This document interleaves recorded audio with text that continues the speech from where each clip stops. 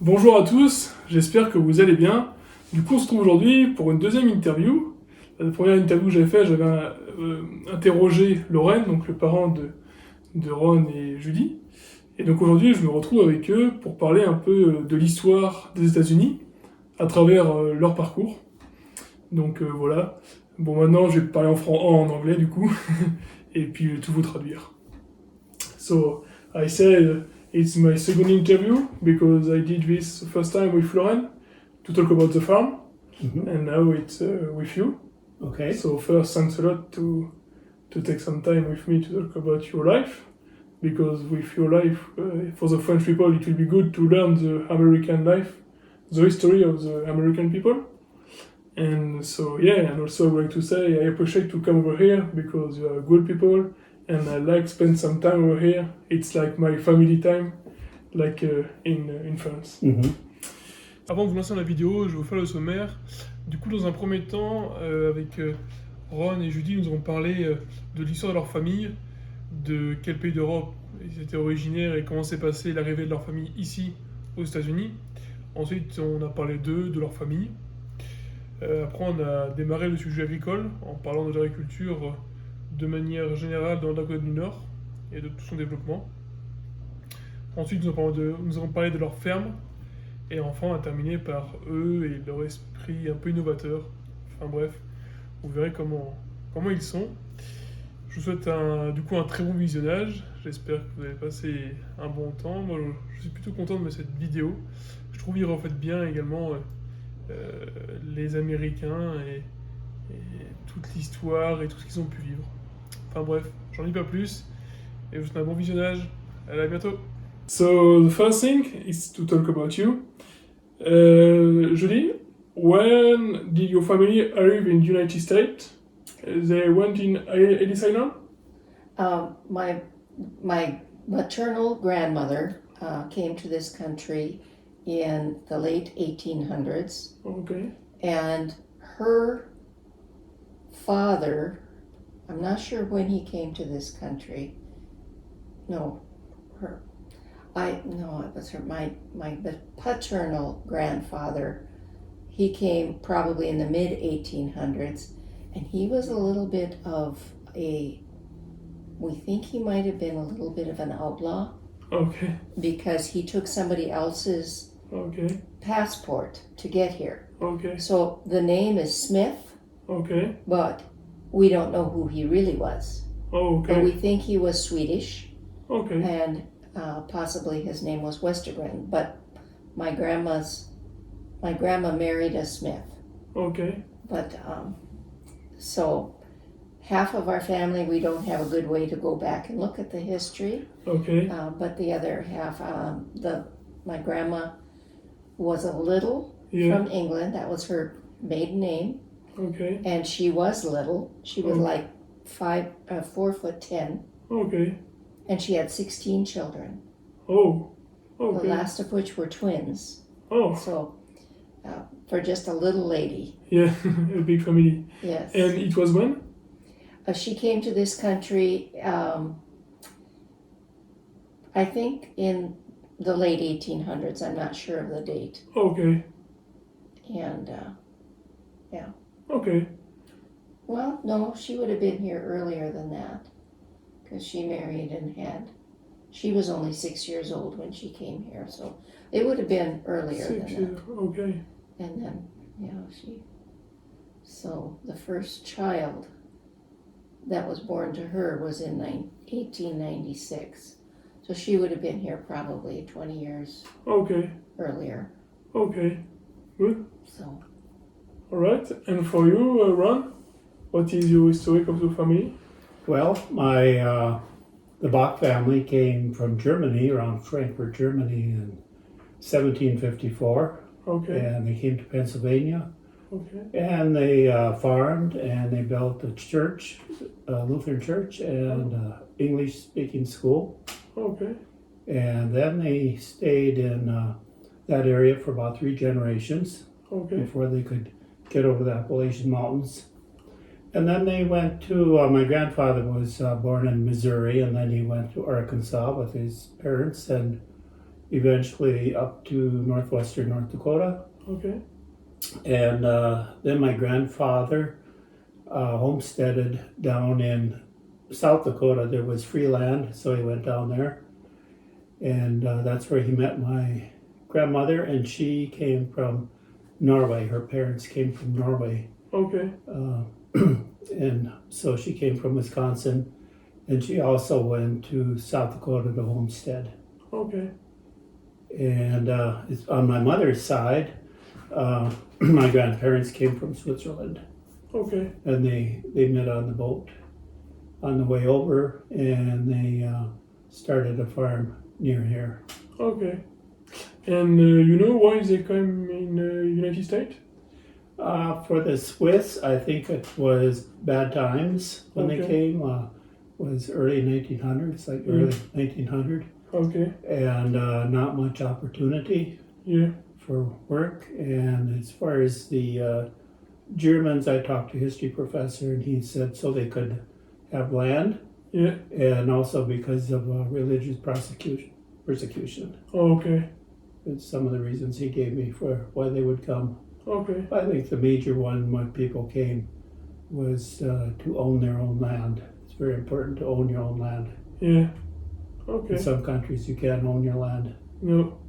Always was. And my father's family, the Newtons, came in the 1600s. So they were very, very early in Yeah. the history of our country. And mostly English, and probably came for religious freedom. Okay. And my mother's family probably came to own land. Okay. So All right. Okay.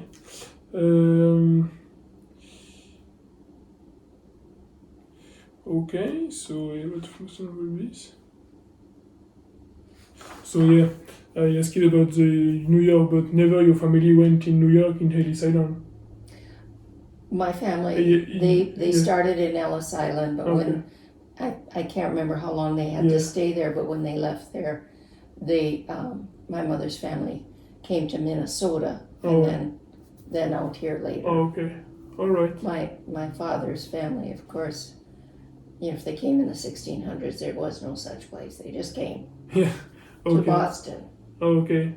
And what was the first job for them? It was like they should to create everything. Mm. My mother's family, I believe, they came and probably worked for a farmer until they could get their own land. Okay. My father's family, when they came to this country, I really don't know. We actually made a trip out to the Boston area, and we were going to go to the town where they settled, but we didn't get to do it. Okay. I read Okay. a story that they were farmers, Okay. and that then they were being attacked by Indians, and so then they had to move back into a area where they built stockade fences around, Yeah. and they just go out during the day to their farms and then come back at night. Okay. So yeah, it was for them. It was a big adventure because they came over here. They know nobody.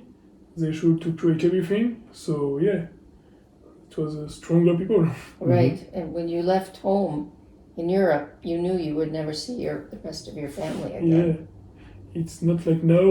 Now, for example, for me, it's easy to exchange with the European people. Mm-hmm. But before 200 or 300 years ago, it was not like this. Right. You didn't do it. Yeah. Okay.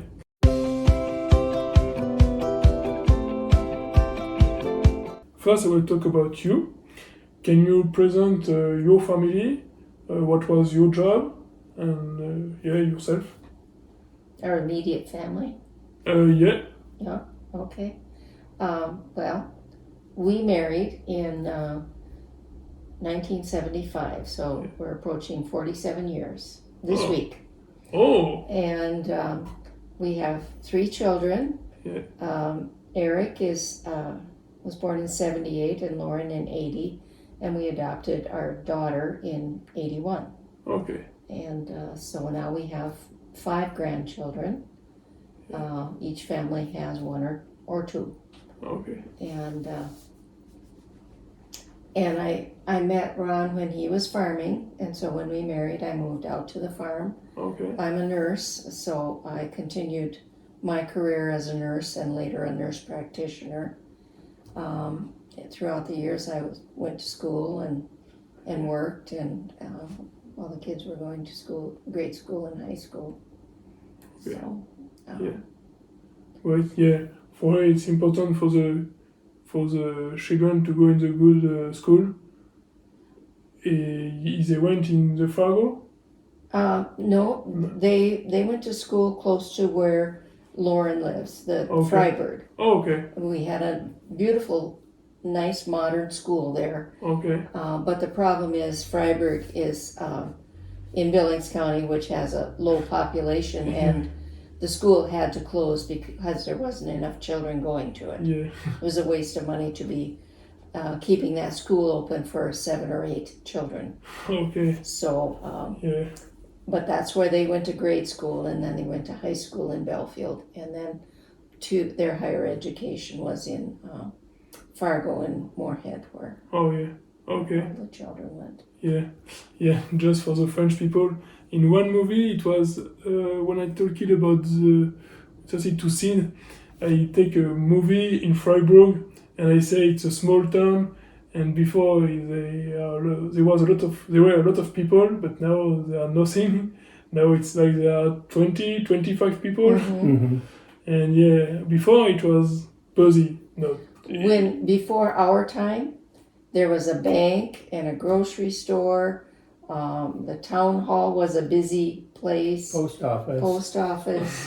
It was actually supposed to be a major stop on the railroad. Okay. But that turned out that stop was at Belfield, so Oh, yeah. Belfield took over what Freiburg was supposed to be. Yeah, and also before there were a lot of small farm, so there were a lot of family Right. near Freiburg, Mm-hmm. and so now there are less and less farmer.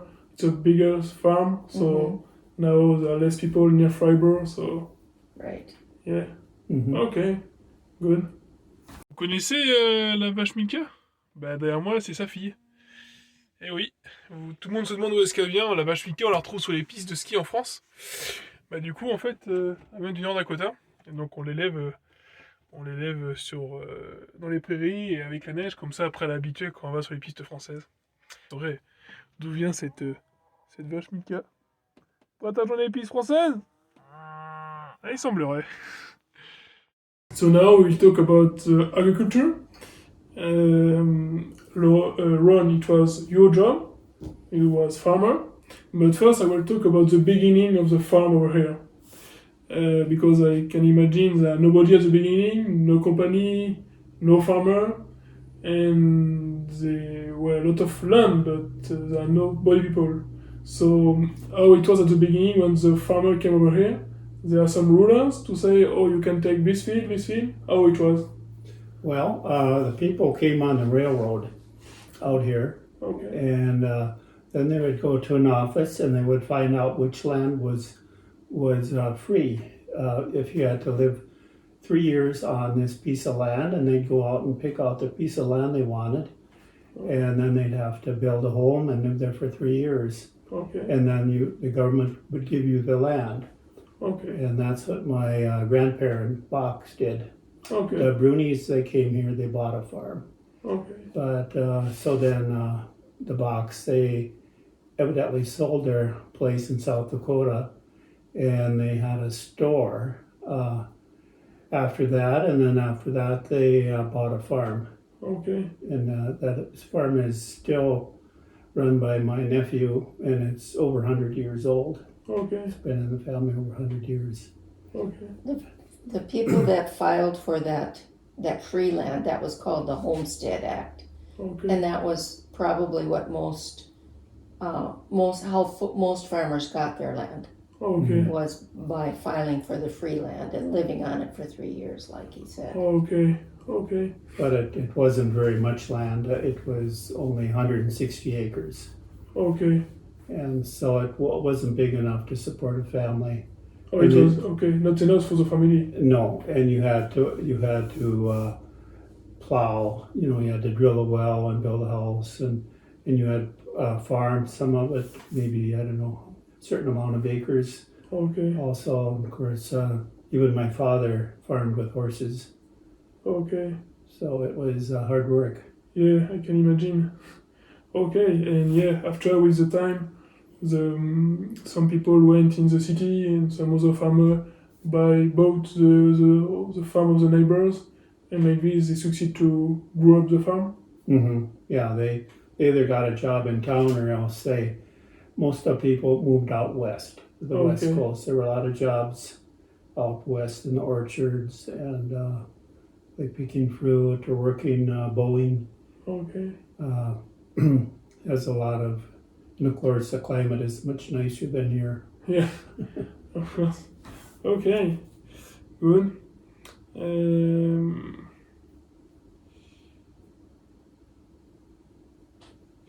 Yeah, so here in North Dakota, it's almost the cattle and the crops.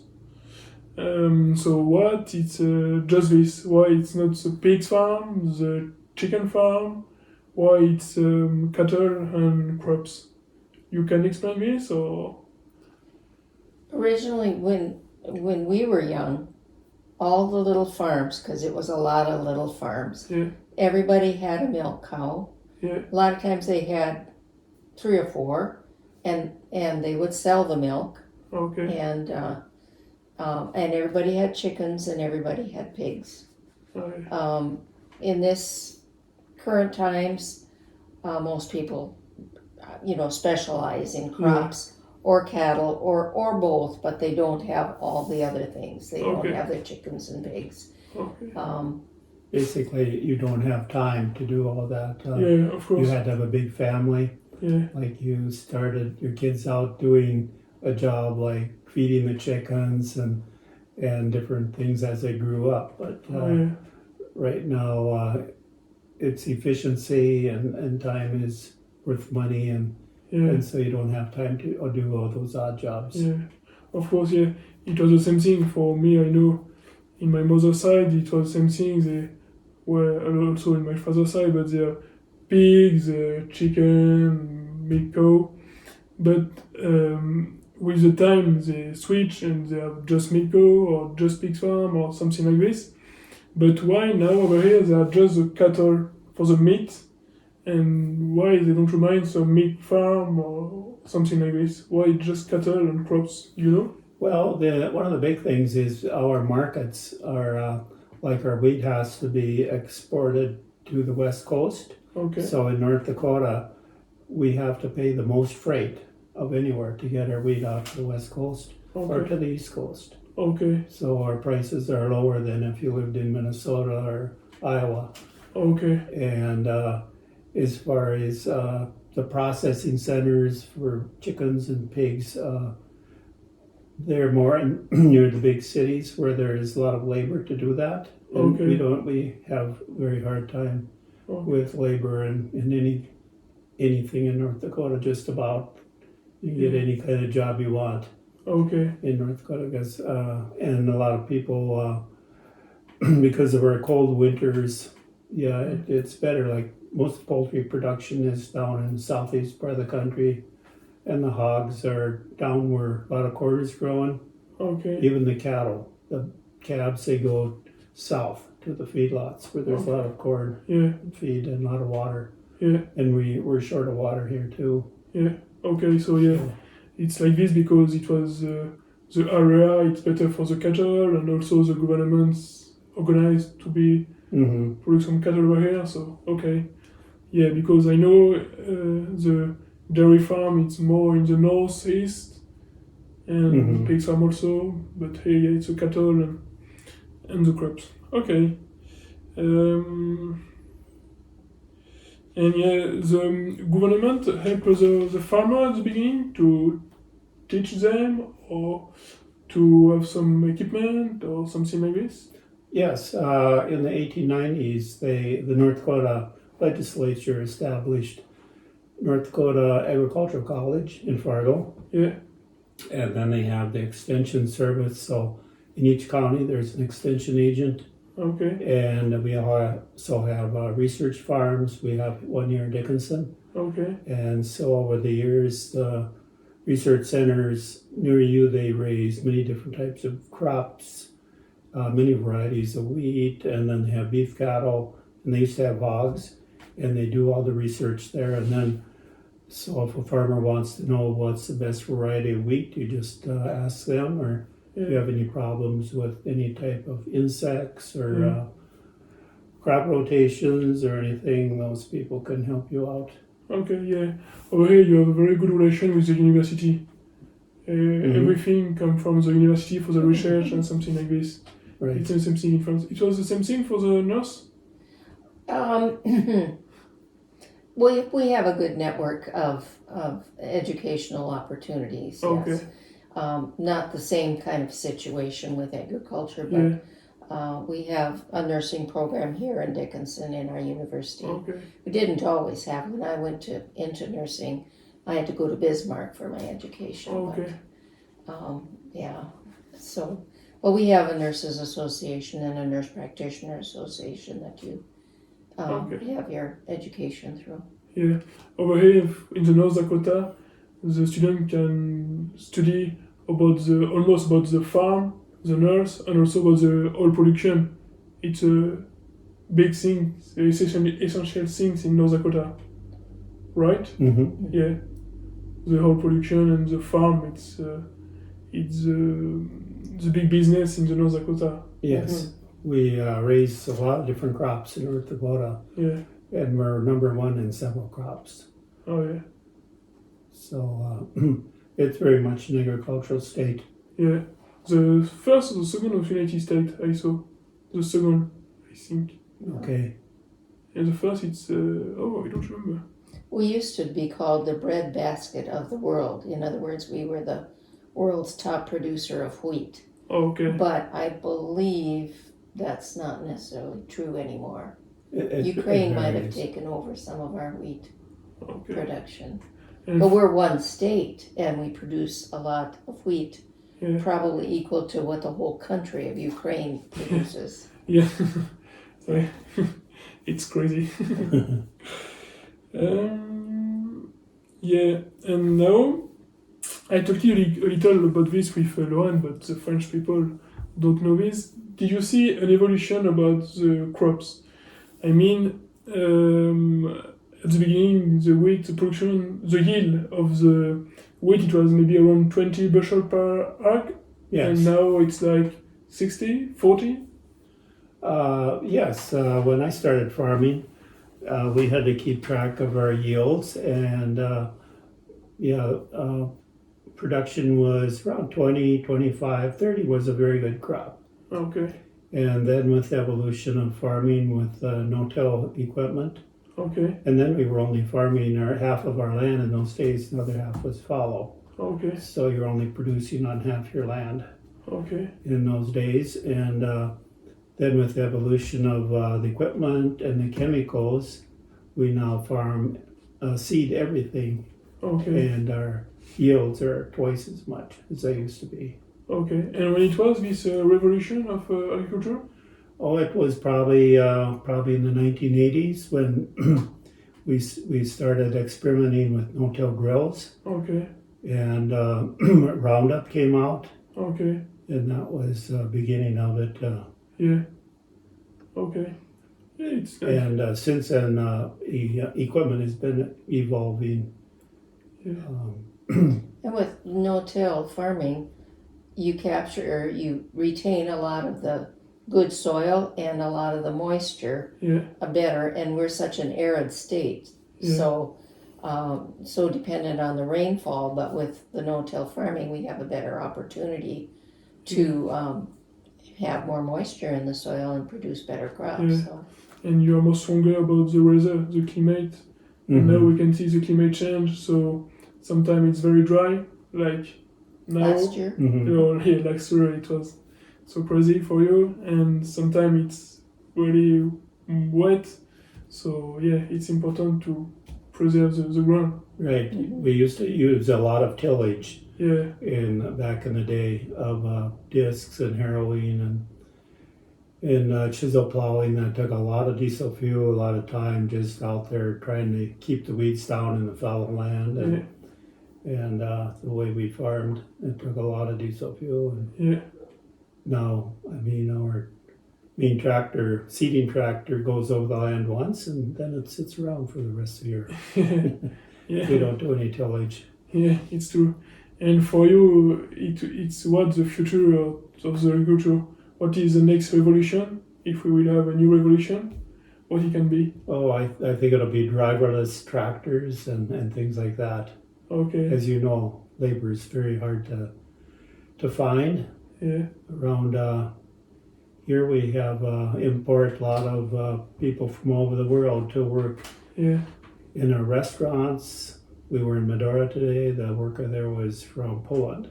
Okay. And on our farms, it's a very hard to find people to work on our farms.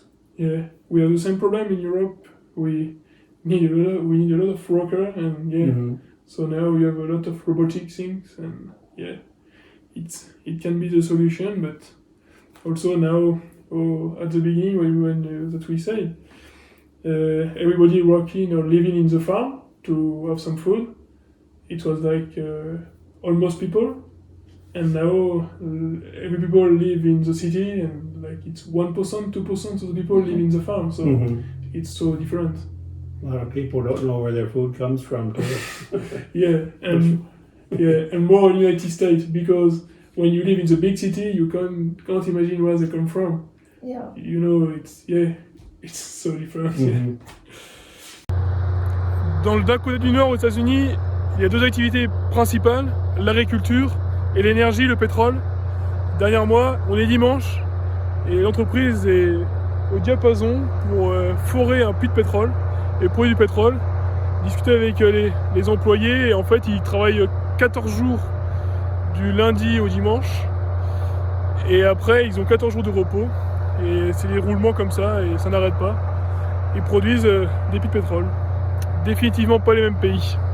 Can you tell me how was your farm at the beginning when you bought your farm, and at the end when you sell your farm, how it was?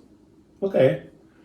Well, I started farming with my uncle in about 1972, and yes, we did a lot of tillage. He had half as much land as Lauren does now. And so I raised about 200 acres of wheat and had about 180 cows. Okay. But I had purebred Chardonnay cows. And I had, after a few years, I had a bull sale every year of about 60 purebred Chardonnay bulls. Okay. And that was my main income. Okay. Wheat prices were very poor in many years. Okay. And so basically I concentrated on the cattle. And then we did a lot of tillage, and as things evolved, we started doing no-till farming. Okay. And the yields jumped up on that. And when Lauren came home, then he started, he was more of a farmer than I was, and so he got the bigger equipment and rented more land and had twice as much land and cows than I did. Okay. And you worked alone? No. I had help, and sometimes I started having math students in 1982. Okay. It was, but not all the time. When the boys got older, then they helped me. Okay. And then after they went to college, then I had students again. Okay. So, and you took some math student because it's impossible to have some employee? Yes, pretty much. I had a lot of Americans help me, and it was hard to find them, and they didn't always work out because of various problems, the personal problems they had. Okay. And what is your politic of the management of the farm? Over here, I can explain in my video, but the American farmer don't have a lot of barn don't have a lot of. You have some equipment, but it's a smart thing. It's you don't have a lot of building, a lot of equipment. So what is your opinion? And also you tell me you never call it the bank. So how you succeed to grow up your farm, and what is your politic of the management? Oh, okay, well, I bought the machinery from my uncle on a contract for deed. Okay. And at that time, interest was like 8%. And if you wanted to go to the bank, it was between 12 and 15%, very high for our country. Okay. And then I bought the livestock a few years later, and then after we were married for a couple of years, I bought the land. Okay. And so I had to pay all those contracts off to my uncle. Okay. And it took me 30 years to pay off the land. Yeah. And so that happened, when I was about ready to retire. Yeah. And so, but at least I didn't borrow any money from the bank. Yeah. Because a lot of farmers did in the 1980s, and a lot of them went broke. They had the farm foreclosed on them, and they had to leave and sell their land. It's almost impossible today to be a farmer without depending on the bank. Okay. Because the huge equipment that you need, you don't have the money laying around to buy the equipment. I mean, most farmers do have a banker now, whereas we were able to get by without that. Okay. Yeah. It was very, very rare for most farmers not to do that. Most of them have to have a good banker. Yeah. Okay. Mm-hmm. Yeah, over here it's important to have a good bank and a good insurance. Right. Yeah. Okay. Yeah, and I have a question. What is your life to live with a farmer man? Well, when we first got married, I decided that I was going to try being his hired man. Yeah. That's not a good idea for everybody. That didn't last real long, so I went back to my career. But it was a kind of a change to move out into the country where you're 30 miles from town. Yeah. And it can be lonely at times, but that's why I had a career outside of the farm, because then you don't get lonely.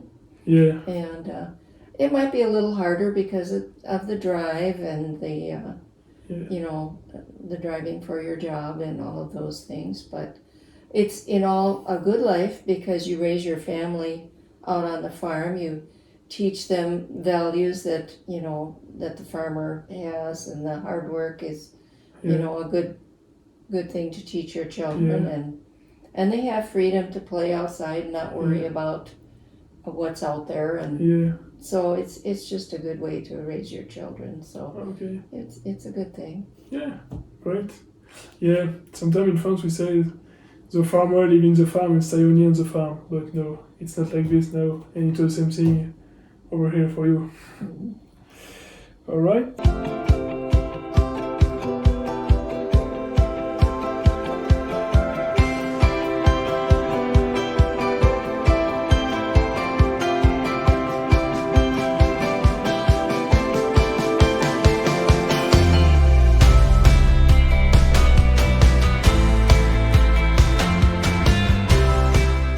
And to finish the interview, I will talk about you are innovative people, because you was the first farmer to have what he was? A no-till. A no-till, a computer, a Tesla in North Dakota, cell grazing. cell grazing. Okay, and how you can explain this?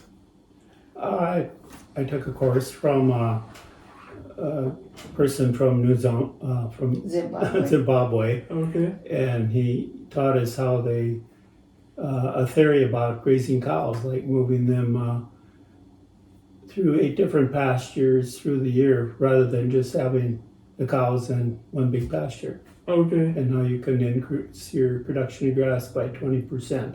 Okay. By doing that. And and you get 20% more cows for that pasture. Oh. So it's just Yeah.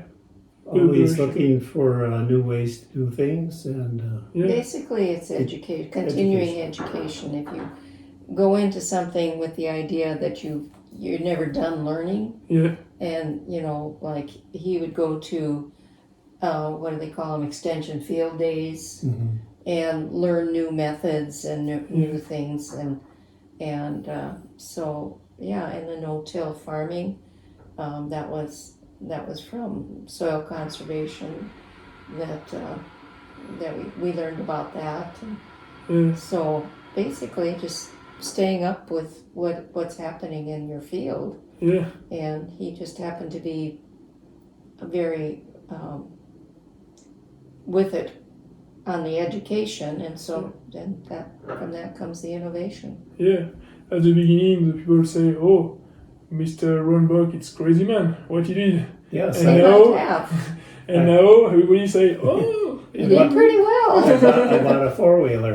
Yeah. At first it was actually a 3-wheeler, and everybody's still riding their horses, and I'm out there chasing my cows with my motorbike actually at first, and then a 4-wheeler. But I rode horses all my life Yeah. too. So, but it's a lot faster to just jump on your motorbike than to go catch your horse, put it on the saddle, and then ride a couple miles. Yeah.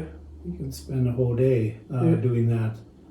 And so then now every rancher my age has several 4-wheelers. Okay.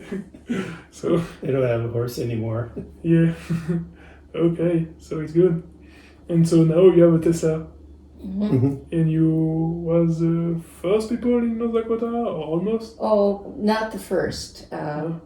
We have a young man that fixes our computers for us, and he has a computer. He gave us a ride, Okay. and that just, we just thought about it for many years. But about 4 or 5 years ago, we went and checked out a Tesla, and yep, we decided that was for us. So now we have 2 Teslas. Oh yeah. In our Florida house, we have a Tesla solar panels on the roof, Okay. and power. What do they call it? Power bank. Batteries, Yeah. Okay. So we store power, and sometimes we even sell it back to the electric company. Oh, okay. Good. So we are very pro Tesla, Yeah. Okay. and it's like the most fun car to drive because it's got a lot of power. I just wish I'd had it when I was 25, because when I had nerve to drive fast. Okay. I don't have that nerve anymore. Okay, good. Yeah, I would like to talk. You have an house in North Dakota and also in Florida. Yes. I know one family, I think they follow me on YouTube, and they recognize. They have, it's crazy. When I was children, they live in the summer in the top of the house. No, in the downstairs of the house, and the winter on the top in the house. Some people do this in France, but here in the United States, in the winter you live in the south of the United States, and in the summer you live in the north of the United States. Yes. It's almost the same thing. He spent so many years feeding cattle and fighting the elements, he doesn't want to experience winter anymore. And I'm never been a fan of the cold. Okay. So yeah. And no tractor cab in those days. You're just out there freezing to death. Okay, good. So to finish, do you have a message for the French people, or do you have something to say? I don't know. I ask you like this. Come and visit us. Okay. Yes. Always love to have visitors and learn about the world. So Yeah. we like traveling and learning about other cultures, and so yeah. Yeah, we've been to Europe many times. Yeah. And enjoyed it every time. Yeah, and also with Lucas we have 20 students. How many students? About 35. 35. 35 students, and they come from everywhere of the world. So yeah, it's pretty good. Thanks a lot. Okay, see you, and see you soon for the next video. Bye. Bye.